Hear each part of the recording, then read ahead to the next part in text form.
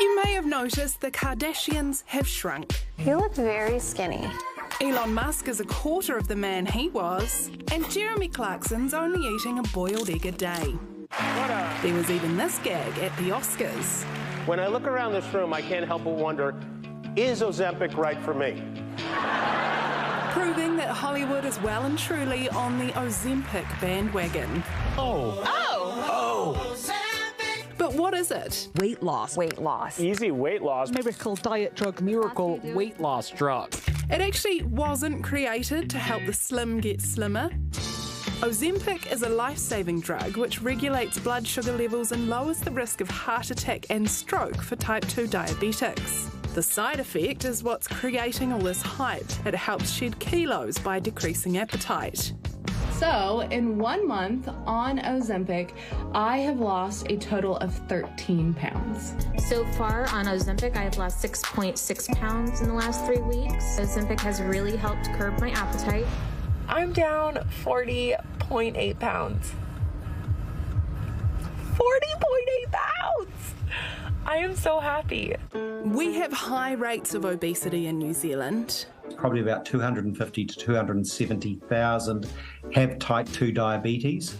We think twice that number have pre-diabetes, that is, they're heading in that direction. We sit about third in the world for obesity, especially for children under the age of 18. So it is a real issue in New Zealand.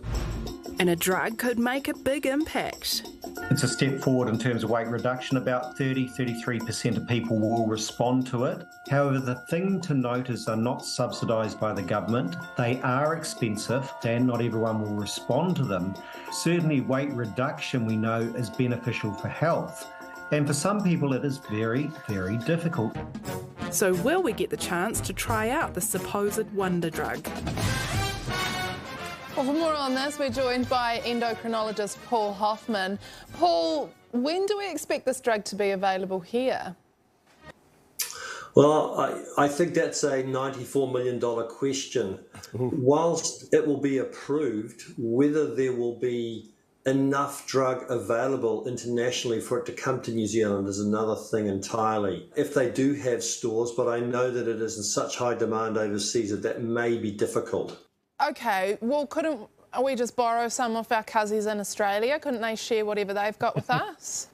Well, I think last year when semaglutide became available in Australia for type 2 diabetes, their annual supply disappeared within 1 week. And that was taken up by those with who had weight problems rather than those with type 2 diabetes.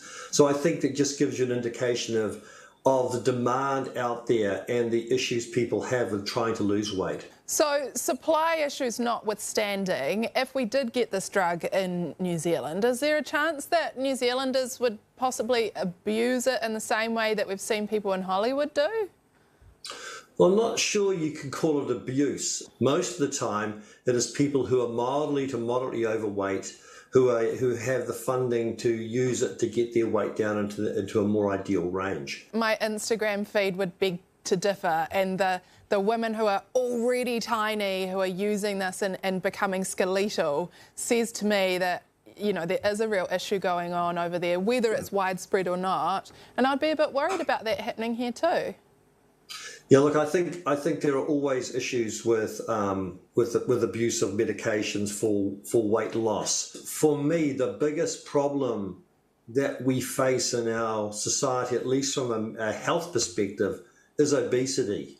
And obesity, be that at the extreme end or be it overweight, it causes virtually all the non-communicable diseases that cost us billions of dollars a year, be that obstructive sleep apnea, be it type 2 diabetes, osteoarthritis, diabetes itself, heart disease, stroke.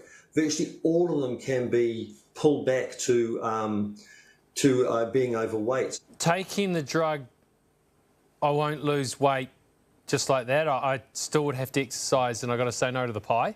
You notice immediately when you first take it, you don't feel hungry. You just don't have any appetite. You don't feel like your meat pie. You just don't feel like eating. But if you combine that with a lifestyle intervention, you could magnify that weight loss, at least double and sometimes triple. Are we going to turn around in 10 years like we did with these sort of old-fashioned diet pills and go, oh shit, we probably shouldn't have been taking those? Well, I guess that's always a possibility. I mean, there are always long-term side effects which people don't appreciate. But I think it's less likely here because what we're looking at are analogues of hormones that we already have in our body. And so we're giving ourselves more of a, if you like, a natural hormone, giving yourself a little bit more. Instead of amphetamines like the old ones. Exactly. Paul, great to talk to you tonight. Thanks so much for your time. Oh, my pleasure. Thank you, guys. Kia ora, welcome to the project, everyone. Look, Mark Richardson's here. Looking particularly slim tonight, Mark. Were you impressed by the sound of that drug? Oh, that sounds like an amazing drug. But see, myself, I find it way easier to say yes to a run than no to a pie. But he's telling me that if I had the drug, then I wouldn't want the pie. But I want the pie. Yeah. The pie's yummy. Yeah. One of the greatest things about being a human being is feeling hungry and then eating something. But that's the thing, it wouldn't stop me. If I didn't have an appetite, I'd still eat. I do it at the stage. If it suppresses my appetite, it's not going to make me stop eating. Yeah, it would be great if this drug came to New Zealand and it did just help people with type 2 diabetes or that are at risk of heart disease and things like that. But it's just going to be used by rich people to get skinnier. And the thing that bums me out about that is that I thought we were over that. I thought we were in this, like, all bodies are good bodies, food is good, do things to make yourself feel good, not to look like a skeleton. Two things. I think it's only in an injection form. That might discourage a few people. Yeah. And they say, depending on the dose, could be $130 to $1,000 per month. And don't forget that the pie shop doesn't want us rich people to stop spending on pies as well. Support your local pie shop, own your own beautiful body, and keep watching our show because we've got some other stuff coming up tonight.